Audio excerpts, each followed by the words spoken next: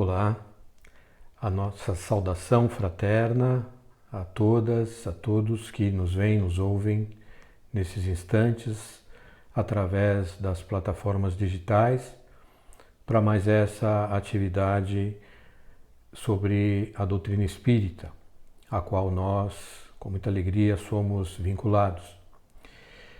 Antes de nós iniciarmos uma prece, de forma que nós possamos serenar, acalmar, manter a nossa concentração neste momento, voltando os nossos pensamentos a Deus, nosso Pai, e agradecer por tudo que temos recebido em nossas vidas, em termos de saúde, de paz, de bem-estar, de felicidade, dentro do possível, dentro do que nos é permitido na nossa condição atual. Agradecer pelas dádivas da família, do trabalho, dos amigos, das relações sociais que mantemos e que nos permitem gradativamente irmos aprimorando as nossas virtudes, da paciência, da tolerância, da benevolência, do perdão. Agradecer pelos desafios que nos surgem diariamente e que nos fazem refletir sobre o que de fato é mais importante para nossas vidas. Agradecer pelo dia de hoje, por este momento, por estarmos aqui reunidos em nome do Mestre Jesus, a quem também somos tão gratos por tudo o que Ele fez e tem feito em nosso favor, acompanhando-nos através dos seus emissários, dos bons espíritos, para que nós possamos manter sempre vivo em nossos corações o seu Evangelho, para que nós possamos manter sempre vivas em nossas consciências as suas mensagens, as suas lições imorredoras e que elas possam de fato conduzir os nossos atos durante toda a nossa existência. E também agradecer aos bons espíritos que sempre estão conosco, que nos acompanham, que nos protegem, que nos guiam, que nos inspiram, que nos orientam. E temos a certeza de que nestes momentos também se unem neste nosso esforço em torno de aprendermos um pouco mais sobre questões essenciais para a nossa vida. Então hoje nós vamos continuar o trabalho que vem sendo feito em torno da divulgação do Evangelho segundo o Espiritismo e vamos falar mais especificamente do capítulo 8, Bem-aventurados os que têm puro o coração. É um capítulo bastante importante e que está dividido em alguns itens: simplicidade e pureza de coração, pecado por pensamentos, adultério, verdadeira pureza, mãos lavadas, escândalos, se a vossa mão é motivo de escândalo, cortai-a, e as instruções dos Espíritos. Então, por conta de serem vários itens e todos eles de grande importância, para que nós não fiquemos superficiais demais num encontro aqui de 35, 40 minutos, nós vamos dividir esse capítulo então em duas palestras. Na de hoje e a próxima que nós faremos dará continuidade então a essa mesma temática, a esse mesmo capítulo. Então nós vamos começar pelo item primeiro, que trata exatamente da simplicidade e pureza de coração. Então, está lá em Mateus 5, bem-aventurados os que têm puro o coração, porquanto verão a Deus. E a passagem que está no Evangelho de Marcos, em que diz o seguinte: apresentaram-lhe então algumas crianças, a fim de que ele as tocasse.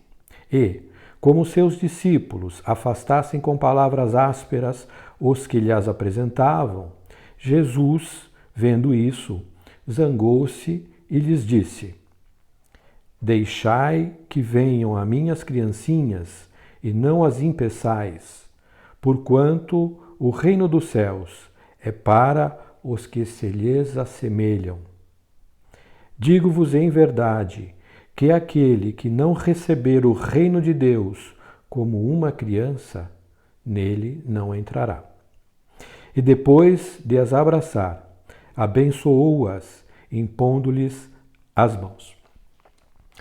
Então Jesus fala aqui de uma questão extremamente importante para todas nós, para todos nós, que é a necessidade de nós adquirirmos uma pureza tal qual a das crianças. Então vamos entender melhor o porquê primeiro da pureza e depois porque Jesus usa o exemplo das crianças para ajudar-nos a compreender este conceito, né? Então a pureza de coração, ela é um atributo, uma virtude que está ali muito ligada, muito próxima da própria humildade, sobre a qual nós já falamos, da simplicidade, né? É uma condição nossa, uma condição espiritual, uma virtude que nós todos devemos nos esforçar para alcançar. E por que ela é importante e por que Jesus associa a pureza de coração às crianças, né? A pureza aqui nós temos que entender no sentido de estarmos já libertos de todas aquelas condições que ainda nos são próprias e que nos aproximam da nossa inferioridade ancestral, né? Dos nossos vícios, das nossas más tendências, de tudo aquilo que ainda macula a nossa alma, então nos deixando, portanto, imperfeitos, impuros. Então, tornar-se puro é exatamente livrar-se, libertar-se destas condições que nos aproximam do mal e nos afastam do bem. E por que Jesus associa com as crianças?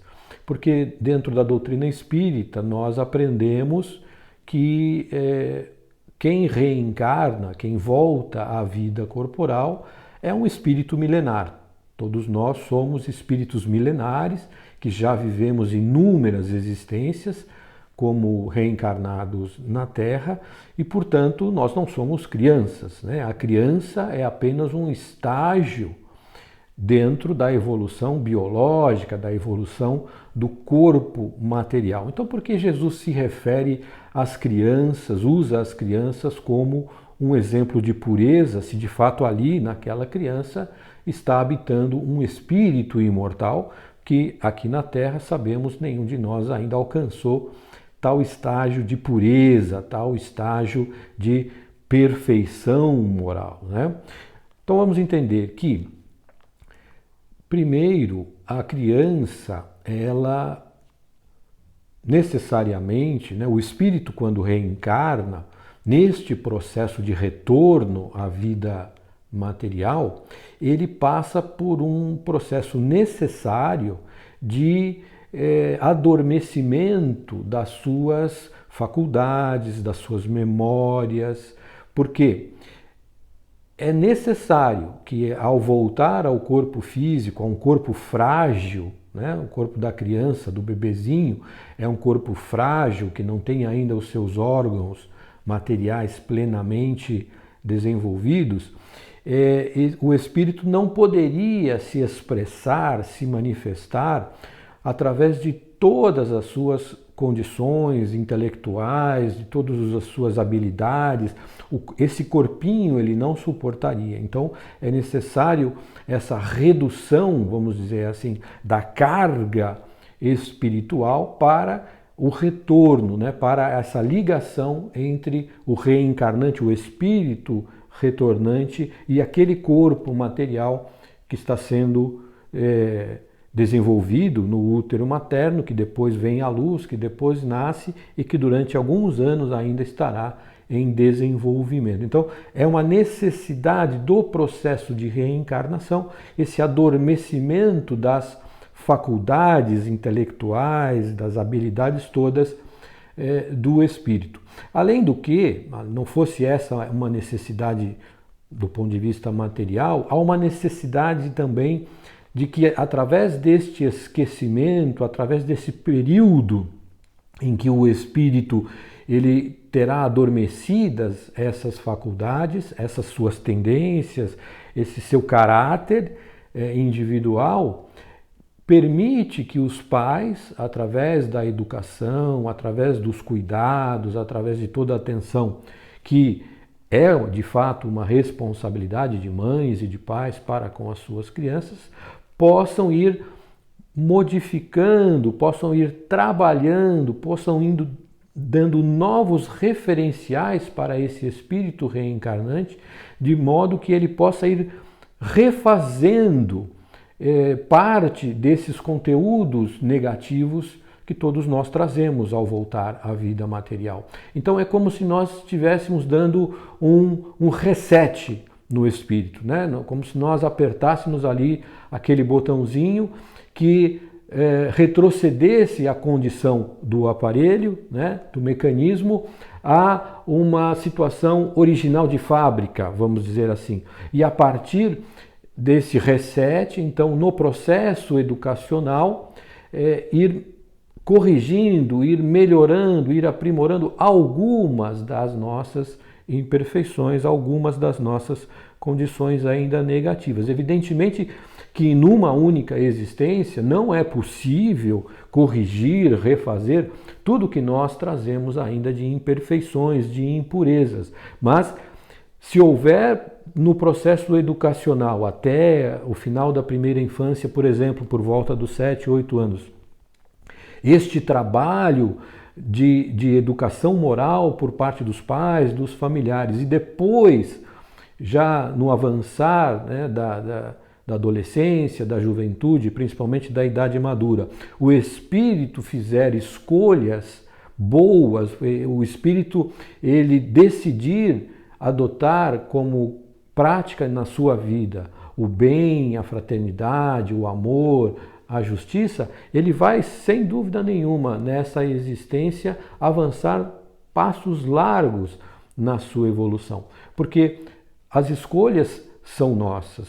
O livre-arbítrio nos dá essa possibilidade de, diante de uma situação qualquer, escolhermos o bom caminho ou o mau caminho. Depende de nós. Claro que brota em nós aquilo que nós ainda trazemos, brota ainda em nós essas tendências equivocadas que nós armazenamos, cultivamos ao longo de muitas existências. Mas se no processo educacional, nós, durante a infância, durante a primeira, durante a segunda infância, os exemplos que nós observamos na nossa casa, no nosso lar, com os nossos pais, com os nossos irmãos, com os nossos parentes mais próximos, se isso cultivou em nós o desejo de viver uma vida no bem, certamente, ao chegarmos numa idade mais avançada, numa idade adulta, nós vamos usar esses elementos, essas sementes que foram plantadas no nosso inconsciente, digamos assim, para tomarmos as melhores decisões. Vai depender da nossa vontade, vai depender do quão comprometidos nós estamos com o nosso progresso, com a nossa evolução moral. Mas é por isso que é necessário esse processo de esquecimento, de apagamento, né, de entorpecimento das faculdades do espírito na sua reencarnação. Então é de fato a criança como se ela estivesse recomeçando para o espírito, né? A condição de criança é como se ele estivesse recomeçando uma nova existência. Então por isso que Jesus utiliza este exemplo para nos passar essa noção de pureza, de simplicidade. Então para alcançarmos o reino dos céus em nossos corações, é necessário que nós nos tornemos não crianças, mas tão simples, tão ingênuos, tão puros, tão humildes como as crianças. Então Jesus usa aqui: digo-vos em verdade que aquele que não receber o reino dos céus, o reino de Deus, como uma criança, nele não entrará. Né? Então é receber o reino dos céus com esse estágio de pureza, de simplicidade, de humildade no nosso íntimo, no nosso interior, e não de sermos crianças, né? Que mais diz aqui? O Espírito, pois, enverga temporariamente a túnica da inocência, e assim Jesus está com a verdade, quando, sem embargo da anterioridade da alma, toma a criança por símbolo da pureza e da simplicidade. E aí nós vamos pular um dos itens e vamos para o item que trata da verdadeira pureza, mãos lavadas, né? Como Jesus fala ali, de receber o reino dos céus como crianças, né? Ter essa pureza no coração como as crianças são puras, são simples. Nós vamos falar então verdadeira pureza, mãos lavadas. E aí um item é um pouco longo, mas é importante a gente ler para entender o contexto do ensino de Jesus, que está em Mateus, no capítulo 15, e os versos vão de 1 a 20. Eu peço desculpas, mas nós vamos ler aqui.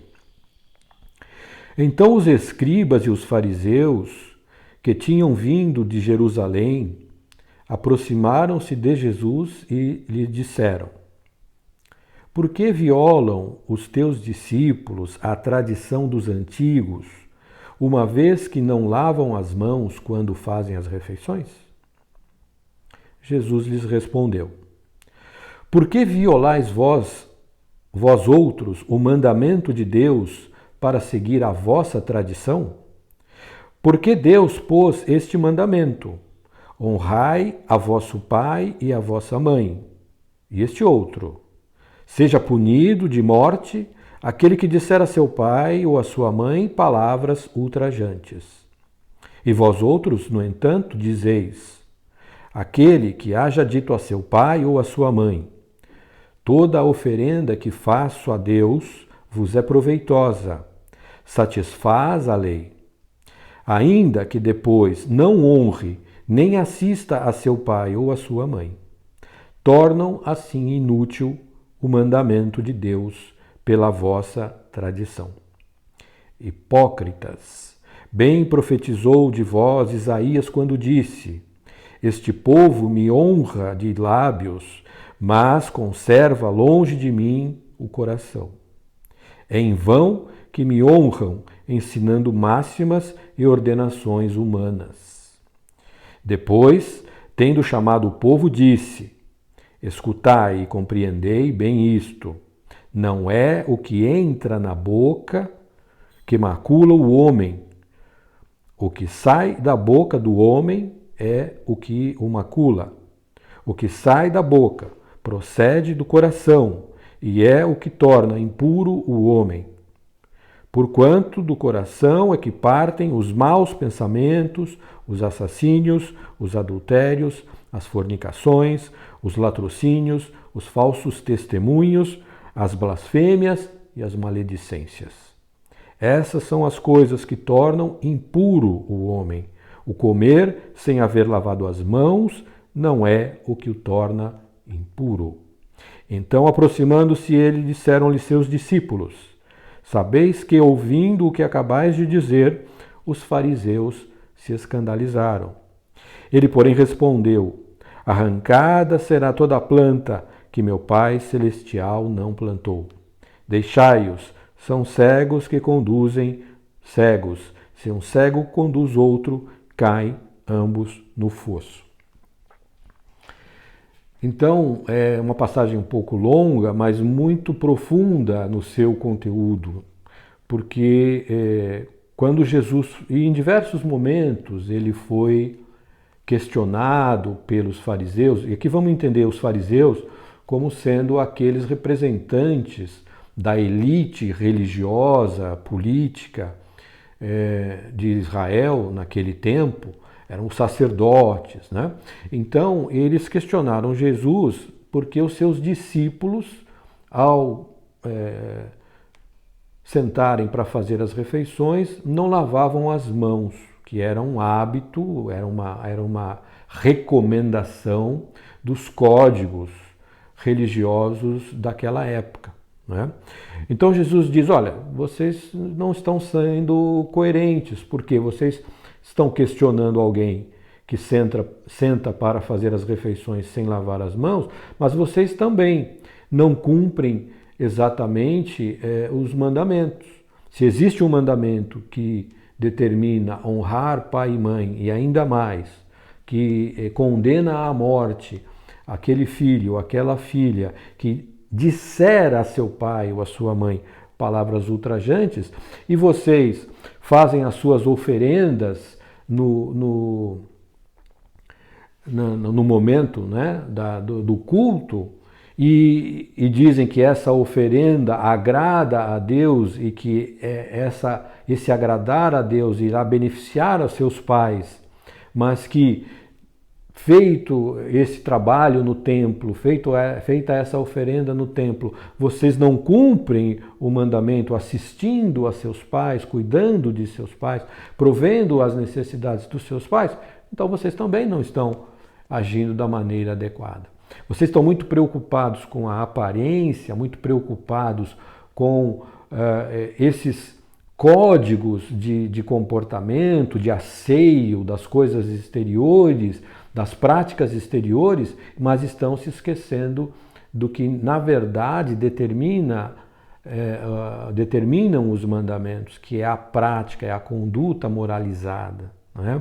E veja que ele fala depois, né, para o povo, não é o que entra na boca do homem que o macula, ou seja, não é aquilo que nós ingerimos como alimento, por exemplo, que nos torna impuros, porque havia no código, né, de Moisés toda uma série de proibições de natureza sanitária para aquela época, que Moisés proibiu o consumo de carne suína, de frutos do mar, etc. Por quê? Como eles não tinham higiene, esses alimentos poderiam produzir doenças e, de fato, produziam doenças e eles não tinham como tratar dessas doenças. Então Moisés, para evitar um agravamento da condição de saúde do povo, determinou que determinados alimentos não deveriam ser consumidos. E o que Jesus está dizendo não é o alimento que torna impuro, porque ficou essa ideia, né, de que o alimento, a proibição de Moisés teria sido em função de que esse tipo de alimento tornaria as pessoas impuras. E não era essa a preocupação de Moisés. E Jesus veio, então, retificar uma determinação que era puramente equivocada, simplesmente equivocada por parte dos religiosos da época. Não é o como que me torna mais puro ou menos puro, mas o que está dentro de mim, o que sai da minha boca, as minhas palavras, porque as minhas palavras expressam os meus sentimentos, os meus pensamentos conduzidos pelos meus sentimentos. Então, a verdadeira pureza não está no exterior. Evidente que, abrindo aqui um parênteses, né, vivemos um momento em que a higiene das mãos é fundamental, a higiene dos ambientes é fundamental por uma questão de disseminação de doenças.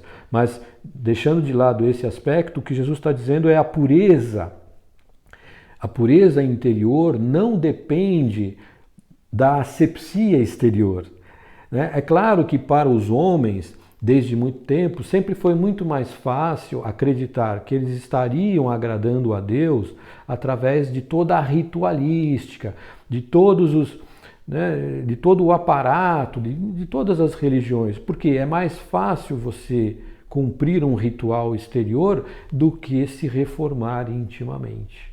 É muito mais difícil, é muito mais doloroso para nós olharmos para a nossa intimidade e ali encontrarmos questões que não nos agradam, que não nos animam muito, mas que se torna fundamental que nós trabalhemos para melhorar, para corrigir essas falhas que ainda trazemos. Então os homens acreditavam que bastava cumprir com os rituais de purificação, de limpeza, de usar determinados o incenso ou de proferir determinadas preces que não partiam do coração, mas que eram preces simplesmente repetitivas, decoradas, achando que com isso cumpriam com a sua obrigação perante Deus e que estaria tudo resolvido.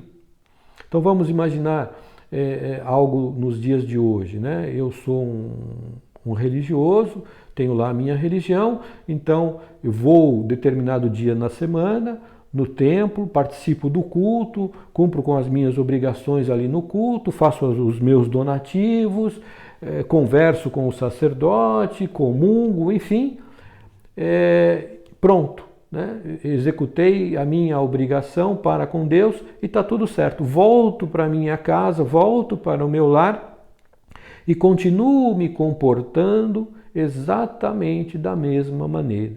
Não faço o mínimo esforço para refletir e para corrigir condutas equivocadas que eu ainda trago. Não trabalho a minha inveja, o meu egoísmo, o meu orgulho, a minha vaidade, a minha arbitrariedade, os meus preconceitos, nada disso. Por quê? Eu já cumpri a minha obrigação.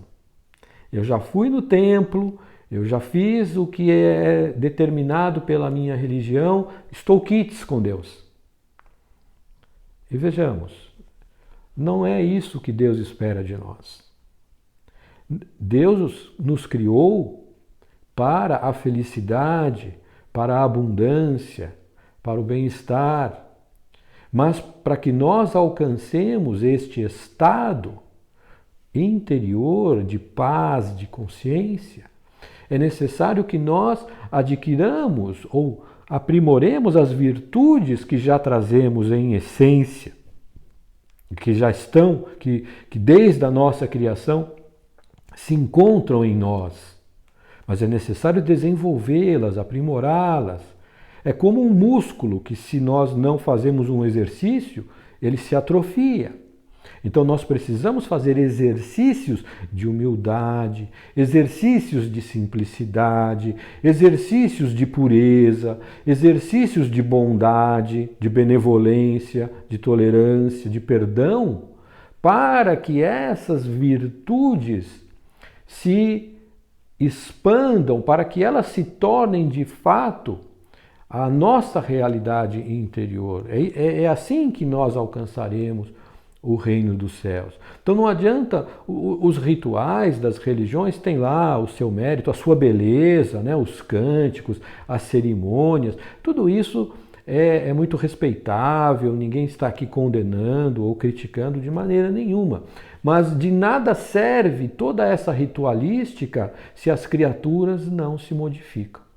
Porque a pureza que se faz necessária para que alcancemos esse estado de paz interior, de verdadeiro contato com a divindade que habita em nós, que somos nós, se faz através de um esforço de todos os dias, de todas as horas. É indispensável, não há outro caminho a não ser este trabalho de cada um de nós, no transcurso dos dias, das horas, dos meses, dos anos, para aprimorar a nossa intimidade, para nos tornarmos de fato filhos de Deus na acepção mais pura, mais plena da palavra. Não que nós não sejamos, nós o somos, mas ainda filhos de Deus, muito comprometidos com o nosso passado delituoso.